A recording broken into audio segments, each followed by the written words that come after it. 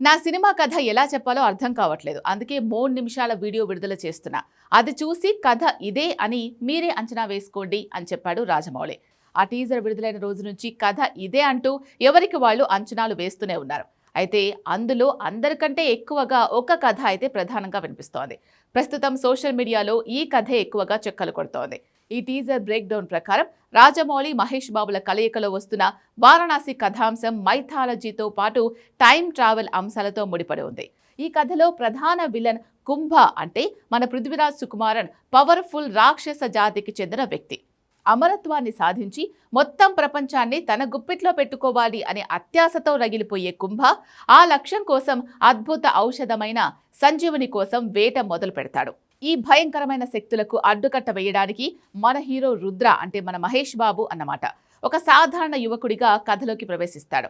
ఈ ఇద్దరి మధ్య జరిగేదే అసలు సమరం. కథ ఇక్కడే ఒక మైథలాజికల్ మలుపు తిరుగుతుంది. కుంభ కోరుకుంటున్న సంజీవని కలియుగంలో దొరకదు. అది కేవలం రాముల వారి త్రేతాయుగం నాటి యుద్ధ భూమిలో మాత్రమే లభిస్తుంది. సంజీవని ఉన్న ఆ కాలానికి వెళ్ళడానికి ఒక రహస్య టైం పోర్టల్ ఉంటుంది. ఆ పోర్టల్ను తెరిచేందుకు 3 దివ్యమైన తాళాలు అవసరం. అవే విభూది, త్రిశూలం, నందీశ్వరుడు. ఈ 3ంటిని ఒకే చోట చేర్చగలిగితేనే కాలం వెనక్కి వెళ్లే మార్గం దొరుకుతుందని, ఈ అద్భుతమైన తాళాల వెతుకులాటే కథలో ఉత్కంఠను పెంచుతుందని తెలుస్తోంది. ఈ కథలోని కీలకమైన తాళం మరెవరో కాదు, మన హీరో రుద్రనే. రుద్రుడు స్వయంగా ఆ విభూది స్వరూపమని, శివుని అంశ అని, ఆయనే త్రిశూలాన్ని ధరించి నందీశ్వరుడిపై స్వారీ చేస్తాడని భావిస్తున్నారు. పోస్టర్లోనూ అదే కనిపిస్తుంది కూడా. ఈ దివ్యమైన శక్తుల కలయికే ఆ టైం పోర్టల్ను తెరుస్తుంది. ఈ క్రమంలో కుంభతో చేతులు కలిపినట్టు కనిపించే మందాకిని అంటే మన ప్రియాంక చోప్రా పాత్ర కీలకంగా మారుతుందని తెలుస్తోంది.